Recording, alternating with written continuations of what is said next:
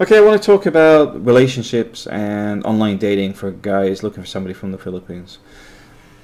From a guy perspective, this one, I'll do one from the female's perspective as well, because I've actually spent a lot of time listening to women in the Philippines. From the guy's perspective, you're going to join sites like Cherry Blossoms, Cebuanas, and I don't know what the other ones are called. But basically you'll join up these sites, and they've got thousands of women, thousands. Your first instinct's going to be pictures. You're like, oh, she looks nice, da da da. Next thing is, strongly advise open up lines of communication like this. Talking, visual, camera. There's no way they can manipulate this too much.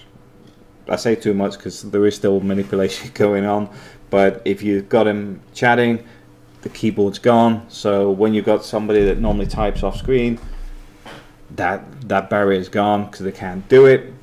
Also, if you've got a relative, mother, whatever, saying, tell him you love him and all this in the background, that can't happen because you can hear it. You're dealing one-to-one. With that, ask them what they want. What do they want in life? Where do they want to go? What makes them happy? A lot of people have a very single-minded view in the Philippines because they have a village mentality, a lot of people, because they have nothing outside of that. I find it a little bit difficult and frustrating sometimes, because I do have some friends that have some amazing lives, and then I find a lot of people don't seem to know anything outside of their own little bubble.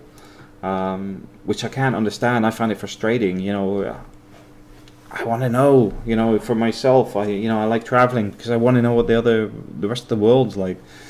But some people are content with just that narrow view. Some people may be content with that, but I'll tell you now, think about it before you do anything serious, because it may be quaint and nice now, but when you're living together 24/7, it could become very boring very quickly. And it often does. The guy is normally sat on the internet, and the girlfriend, wife, is off in the town, village with her friends during the day or whatever, because there's no communication. There's very little going on between the two of them. So you need to have these discussions. What interests them? What do they want to do? What do they want to achieve? What are they expecting? Because a lot of the expectations are a bit bizarre, but because Western guys have been put on this pedestal. Don't know what caused all this, but I mean, then again, there's a high problem with alcoholism in the Philippines. There's a high problem with maturity levels with the guys. The guys seem to mature later on. There's a lot of women where the girl gets pregnant, the guy's gone like lightning. Lack of responsibility. Very common issues there. So they see a guy, Western guys, a knight in shining armor sometimes, because they're more structured. They're looking for marriage. They're looking for long-term relationships, stuff they can't get locally. And if they've got a child, it's very unlikely that a local guy is going to take too much interest either. Although I think that's starting to change now, but before it was sort of frowned upon. I don't understand that stuff. I mean, there's some weird stuff in the Philippines I don't get. But anyway, communication's the key thing. Also set a timeline to actually go there. You know, once you've been talking, because this communication is not like 5 minutes. This is something you build up over time. Set a timeline of going to visit them. Don't commit to anything. Set a timeline to visit. Nothing else. Another important thing is ditch all the crap people as quick as possible. Do not listen to the sob stories. Do not listen to people that go, what's your age, what's your shoe size, that sort of thing. Ditch them straight away. Those people are scamming. They're filtering through people all day long. It's their job. They make more money through things like Western Union than they would working. Well, they probably make more in a day than they would in a month. In the chats that they get involved in, than a job would be. So just ditch them. Don't even talk to them. Ban them. Report them on the sites, because it doesn't do Filipino women any good either. Because the problem they got is you've got genuine women looking to meet the right guy, and then you've got these people just messing around on there.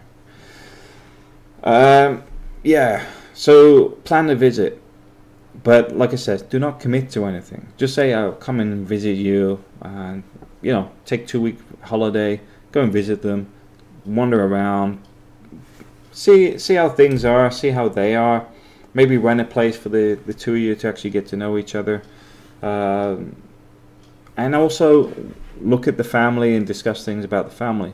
Because the problem you get is a lot of the family issues come because no discussions take place about them. The debt of gratitude I covered in another video, but there's also there's expectations there that nobody really talks about, but you need to be talking about it now, because you lay everything out on the table today, because you can walk away now. But as soon as you commit to something, you're stuck with the problems you've just created, or you're stuck with problems other people are creating for you because you didn't deal with it head on. These little bits of advice are just a few ideas that I know work. If you want more information, let me know, because I'll write an ebook on this if people want it.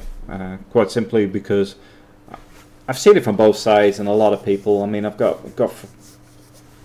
most of our friends are happily married, purely because their relationships they're a little bit different than most of the expat relationships for some reason.